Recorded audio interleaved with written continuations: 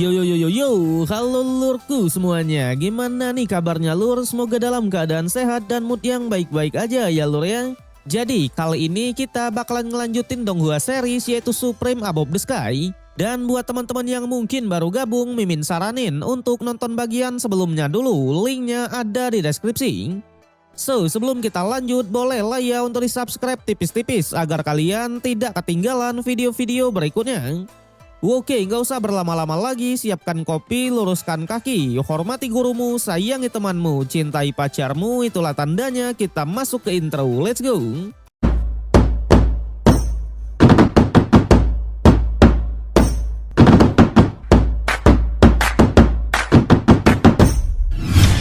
Oke lur, cerita berlanjut, dimana setelah melihat Ling Tian yang bersama dengan Nian Nian kemarin, Yi Fei yang cemburu langsung segera meninggalkannya. Tapi Ling Tian yang menyadari itu langsung bergegas menghampiri dan menanyakan kenapa Yi Fei sangat berbeda. Yang ternyata tujuan Yi Fei ingin menemuinya tadi untuk mengucapkan salam perpisahan karena memang Yi Fei ingin meninggalkan kota ini. Jadi sesuai yang diinformasikan, senior dari Istana Raja Obat melihat bakatnya dan ingin menerimanya sebagai murid. Dan oleh sebab itulah Yi Fei akan meninggalkan wilayah Xian dan akan bergabung dengan Istana Raja Obat. Mendengar itu, Ling Tian pun langsung teringat dengan kehidupan yang sebelumnya dulu, di mana Yi Fei memang bergabung dengan istana tersebut. Alhasil ia pun sangat mendukung karena katanya takdir Yi Fei akhirnya sudah tiba. Sampai tiba-tiba Nian Nian pun menghampiri mereka, di mana dengan muka yang seram ia pun langsung menginterogasi Yi Fei dan menanyakan kenapa Yi Fei mau merebut kakaknya. Untungnya Yi Fei dengan dewasa menyikapi itu dan menegaskan kalau ia tak ada niat yang buruk sama sekali. Sebaliknya Yi Fei malah mengajak kenalan adik Ling Tian. Pada akhirnya melihat sikap baik tersebut, Nian Nian pun langsung luluh dan mengajak Yi Fei untuk pergi bersama. Dengan ini mereka pun menikmati malam festivalnya bersama-sama ya lur ya.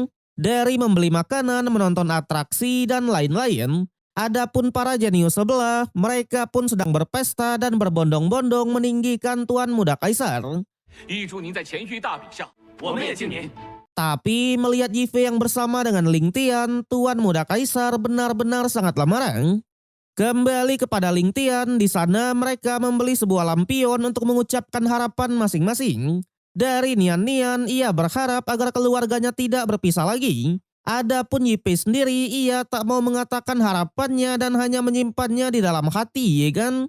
Hingga keesokan harinya, Ling Tian yang menghampiri tetua Mohe langsung mendapat kabar kalau Yi Fei sudah pergi dengan Istana Raja Obat.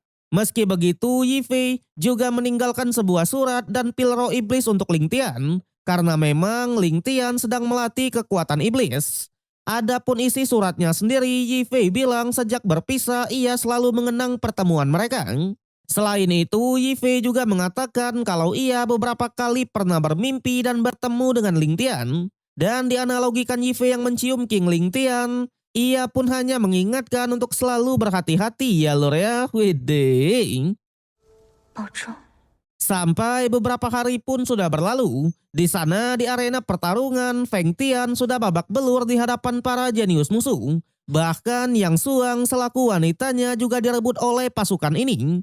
Mereka bilang siapapun yang ingin tunduk kepada mereka, maka berdiri saja di belakang. Tapi jika tidak, maka nasibnya akan seperti Feng Tian. Untungnya di momen kritis itulah The King Ling Tian akhirnya muncul. Namun bukannya gentar, mereka malah makin semangat karena katanya tujuan awalnya memang untuk menghajar Ling Tian juga. Tapi Feng Tian yang melihatnya hanya mengatakan kalau ia akan membalaskan dendamnya sendiri dan tak perlu dibantu oleh Ling Tian. Alhasil Ling Tian tak keberatan sama sekali dan mengatakan kalau ia pasti akan menyisahkannya.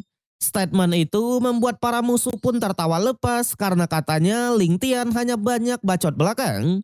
Tapi jelas perkataan itu bukanlah sebuah bacotan saja, melainkan Ling Tian langsung menyuruh mereka untuk maju bersama. Namun musuh yang masih meremehkan hanya mengutus seorang murid yang bernama Yang Yu, salah satu jenius dari negara Tianzhou. Sayangnya this is King Ling Tian ya lur ya. di mana hanya dengan satu serangan saja, satu nyawa pun langsung menghilang. Bahkan Ling Tian lagi-lagi menegaskan agar mereka maju bersama, ya kan? Wede. Jelas melihat Ling Tian yang bisa mengalahkan Yang Yu hanya dengan satu serangan, para jenius ini langsung mengepungnya. Bahkan daripada membuat masalah di masa depan, mereka berniat untuk membunuhnya sekarang. Awalnya jenius lain cukuplah ragu, nyatanya Ling Tian adalah peserta juga di turnamen wilayah Xian. Jelas jika mereka melakukannya, Kaisar pasti akan marah. Tapi mengingat kalau Tuan Muda Kaisar juga benci dengan Ling Tian, mereka pun tetap akan melakukannya. Terjadi pertarungan. Dalam sekejap, Tian Li langsung mengeluarkan kompas terlarangnya yang disebut wilayah Lautian, di mana kompas tersebut langsung mengeluarkan sebuah segel yang mengurung mereka semua. Adapun untuk para jenius lain, mereka juga langsung mengeluarkan teknik andalan masing-masing. Tapi sayangnya, this is King Ling Tian ya lor ya. Dimana meskipun terkena serangan yang amat telak, Ling Tian malah meremehkan mereka semua. Katanya 10 pahlawan dinasti ini memang tak ada apa-apanya, ya kan? Saat itulah Ling Tian pun mengeluarkan transformasi Dewa Iblisnya, sebuah teknik kultivasi yang sudah di tingkat raja. Sudah jelas tak butuh waktu yang lama untuk Ling Tian menyiksa para pasukan tersebut. Rentetan serangan dikeluarkan membuat para jenius inilah yang meminta agar kompasnya dinonaktifkan. Tapi sayangnya Ling Tian tidaklah membiarkannya begitu saja dan tetap menghajar mereka semua. Hingga pada akhirnya Tuan Muda Kaisar pun beneran datang ke sana. Dengan rana yang sudah di tingkat esensi sejati, jiwa takdir yang sudah di tingkat surgawi kelas 3, serta tubuh fisik Kaisar, Dong Jianzheng pun akhirnya muncul. Ling Tian yang melihatnya langsung mengatakan ternyata pria ini jauh lebih kuat daripada kehidupan sebelumnya dulu. Alhasil tanpa banyak basa-basi lagi, Tuan Muda Kaisar pun langsung memberikan serangannya. Tapi di saat itu juga lah tiba-tiba ada kekuatan es yang membantu King Ling Tian. Yang ternyata sosok dari kekuatan es tersebut adalah Nian Nian aka adiknya sendiri. Dengan muka yang sangat seram, Nian Nian juga sangatlah marah melihat kakaknya yang ditindas. Namun sebelum Nian Nian berhasil menyerang, tiba-tiba satu tetua pun muncul dan menghentikan keributan itu. Ia bilang karena turnamen wilayah Xian sudah dekat, jadi perkelahian pribadi sangat dilarang. Di momen itulah Nian Nian akhirnya sadar dan mengatakan kalau mereka lah yang menindas kakaknya duluan. Meski begitu, tetua tetap akan melaporkan masalah ini kepada Kaisar. Tapi di sana Tuan Muda Kaisar malah tak gentar sama sekali. Bahkan ia menegaskan di turnamen wilayah Xian nanti, siapapun yang mau tunduk padanya pasti akan dilindungi. Sebaliknya, siapapun yang menolak pasti akan menjadi musuh ya lur ya. Bahkan tak peduli mereka berasal dari dinasti yang sama, ia tetap akan membunuhnya ya kan. Waduh. Dengan ini semua pun akhirnya bubar. Yang ternyata turnamen wilayah Xian akan berlangsung selama 2 bulan lagi, di mana mereka akan segera berangkat dalam setengah bulan lagi. Tentunya siapapun yang melanggar aturan, hak kepesertaannya pasti akan dicabut. Adapun untuk Ling Tian, tetua pun hanya mengingatkan agar ia tidak macam-macam. Namun Ling Tian hanya bilang selama tak ada yang mengganggunya, ia juga tak akan mengganggu orang ya lur ya. Sampai singkat cerita setengah bulan pun sudah berlalu dan mereka langsung berangkat menuju ke turnamennya. Dikatakan beberapa hari lagi mereka akan tiba di Gunung Huangji, di mana di kota di bawah gunung itulah mereka akan beristirahat sembari menunggu sampai turnamen akan dimulai. Sontak karena sudah cukup lama berada di kapal, mereka pun benar-benar sangat semangat.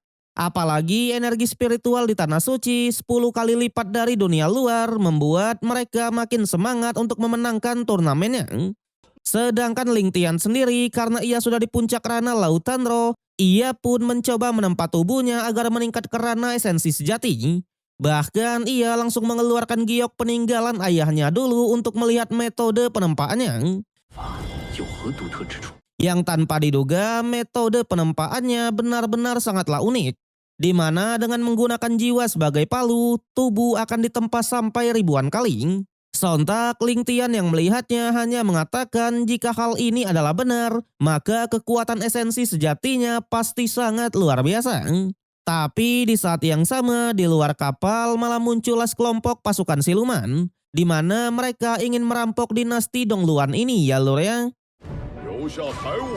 Awalnya tetua menjelaskan kalau tujuan mereka ingin mengikuti turnamen wilayah Xian, itulah kenapa mereka melewati pegunungannya.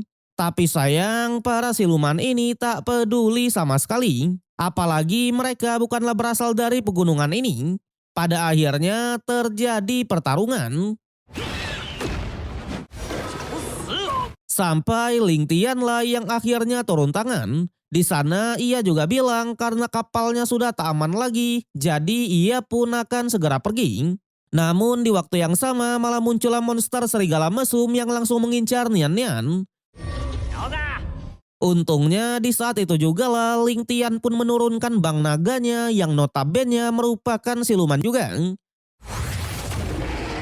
Tanpa diduga setelah melihat kekuatannya, para siluman yang ada di sana pun langsung dibuat tunduk. Tapi ketika Ling Tian mau pergi, tiba-tiba mereka malah mendapatkan serangan lagi. Bahkan kapal langsung hancur di tempat ya lur ya, waduh. Tapi sayang episode yang kali ini harus berakhir sampai di sini. So, bagaimanakah kelanjutan dari Ling Tian? Apakah turnamen wilayah Xian akan segera dimulai? Kita nantikan aja, ya kan? So, terima kasih untuk semua yang sudah menonton. Sampai jumpa di konten yang berikutnya. Hahaha. Arigatou. Arigatou. Arigatou.